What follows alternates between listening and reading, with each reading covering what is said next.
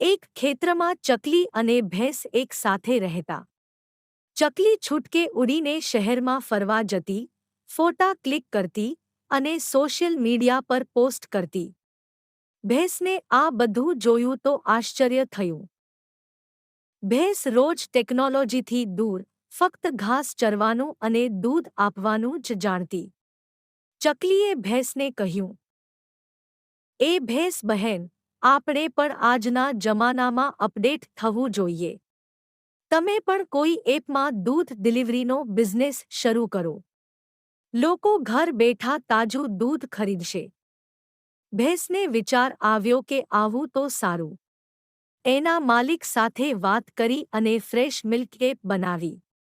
હવે ભેંસ social media પર ફેમસ થઈ ગઈ, તેના ફોટા પણ વાયરલ થતા અને ચકલી તેની બ્રાન્ડ એમ્બેસેડર બની ગઈ. આ રીતે ચકલી અને ભેંસે સાથે મળીને ટેકનોલોજીનો લાભ લીધો અને બંને આનંદથી રહેવા લાગ્યા.